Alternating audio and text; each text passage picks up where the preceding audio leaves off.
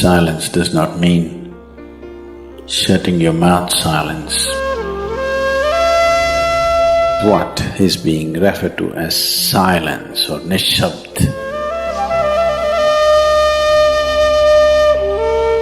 One cannot do this. One can become this. See if you can articulate the same things that you're saying with half the number of words. Suddenly you will become extremely conscious of everything.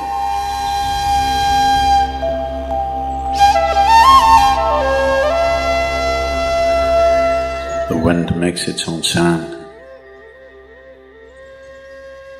so does the water.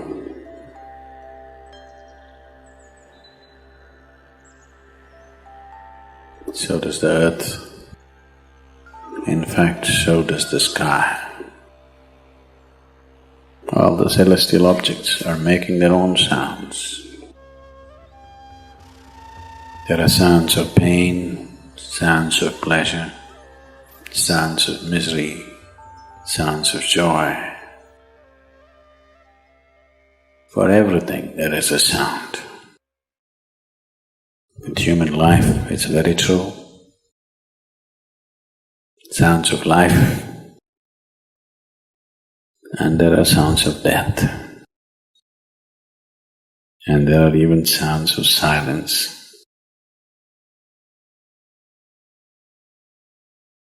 So this complex amalgamation of sounds, different kinds of sounds,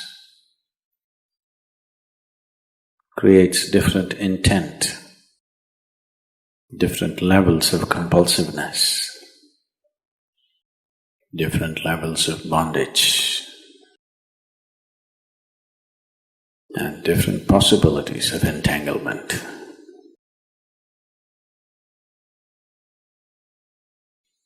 In all this,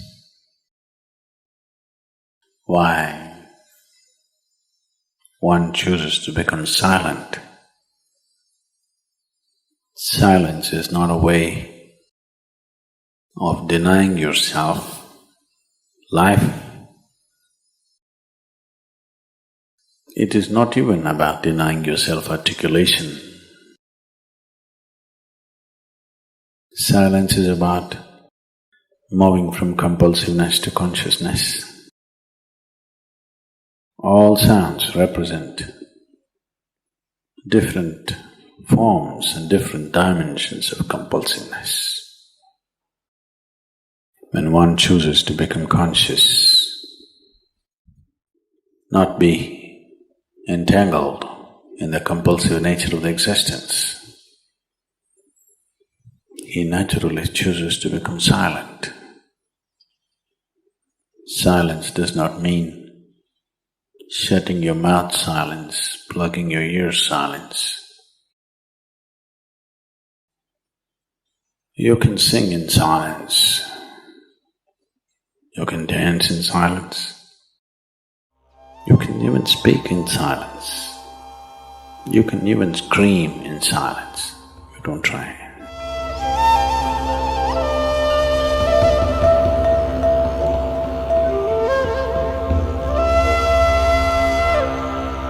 That does not mean when everybody is silent you scream. That is not screaming in silence.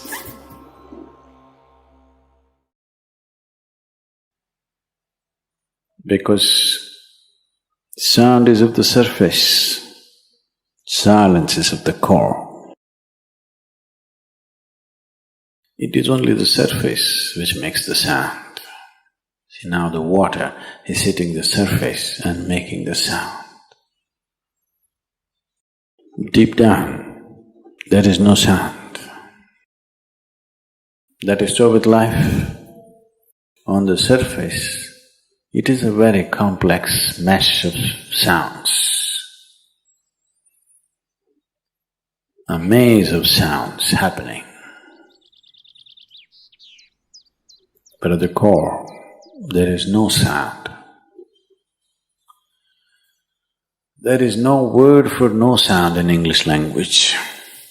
We call it nishabd.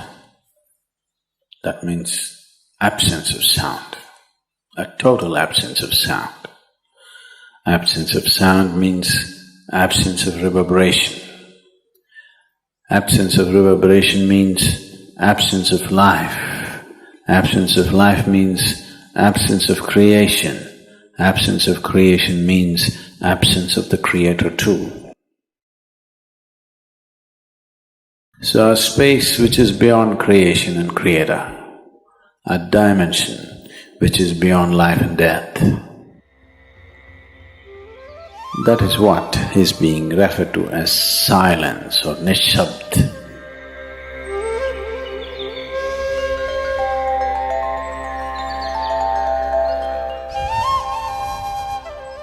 One cannot do this. One can become this. Commonly, there are two words employed to describe this. One is maun, that means you're practicing silence, you're not silent. You shut your mouth and you're remaining in maun. This is not nishabd. Maun means you're practicing silence. If you're practicing something, obviously you're not that. Are you life or are you practicing life? I'm asking you.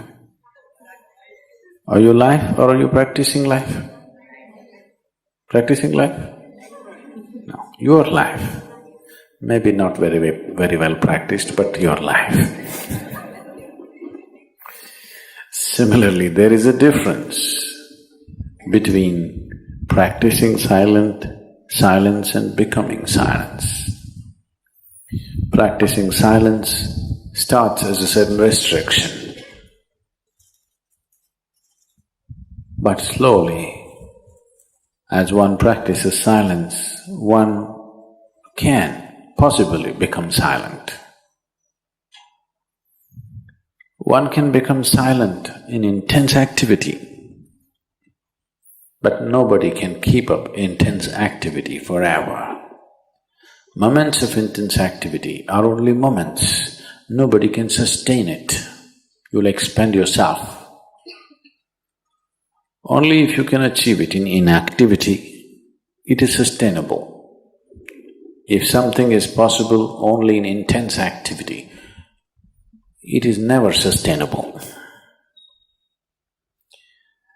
In a very intense and ecstatic moment of singing, somebody may become or taste a moment of silence.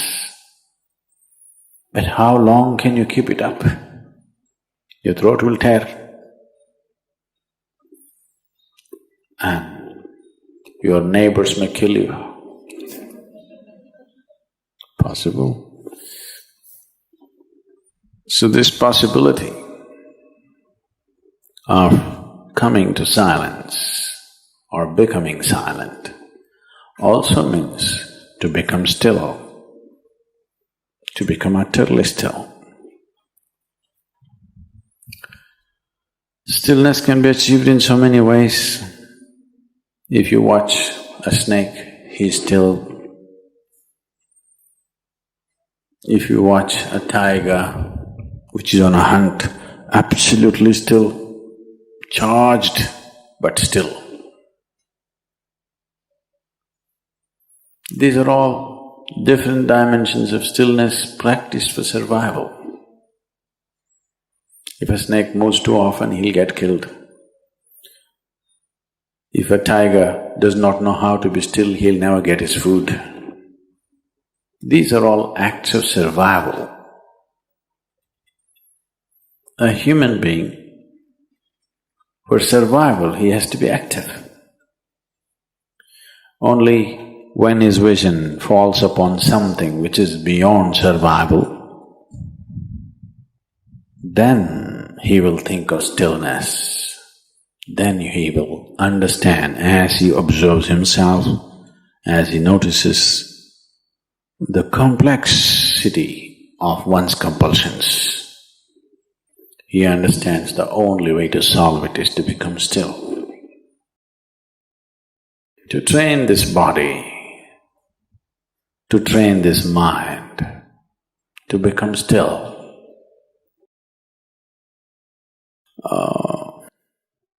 Takes some effort. If one is simply blissed out, he will become still. But otherwise one has to work bit by bit, one has to work to bring this body to absolute stillness. Most people cannot hold their body in one place for any length of time. They're all the time in moment.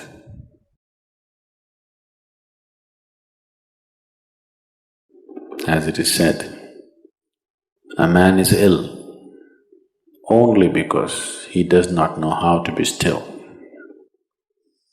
Because in stillness, you're in touch with a dimension way beyond creation. Once one is in touch with that, there is no such thing as illness. If I sit here and the body rots and falls down, still there is no illness, it's just there. Because in fact, when one becomes utterly still, he may not be able to hold on to the body unless he learns the tricks, the mechanism of the body. So why should I become still? Will I lose my body? Anyway, you will lose your body. When the time to lose your body comes, if you want to lose it gracefully, then you must know at least a little bit of stillness. If you want to put your body down like you can put this piece of cloth down, with the same ease, with the same gracefulness, then you need to have some stillness in you. Otherwise, you and your body, you have to be torn apart, which is an ugly thing to do. When you're being torn away from your body, it is an ugly and painful thing to do, unless you can keep it down. There's no grace in life. So if one has to attain to that grace, at least a certain amount of stillness has to enter your life. For this to happen, a certain level of silence has to enter your life. If right now it is not coming, at least practicing a little bit of Maum. In an hour, if you're speaking 1573 words right now, how many more? How many words do you spit out in a minute? 1573, you're actually doing that many? I thought that's impossible. Okay, I believe you. So whatever number you're doing, see if you can articulate the same things that you're saying with half the number of words. Suddenly you will become extremely conscious of everything. Right now, our oral diarrhea is happening. If you're doing 1573, it's diarrhea, okay. Now, if you have to hold back half the words and still say the same things, now you have to be very conscious, otherwise you cannot say it. Just try this and see. Tomorrow, one day. In an hour, normally what number of words you utter, make it half. Don't curtail your activity, still say the same things. But with half the words, how wonderful the whole world will feel, you know.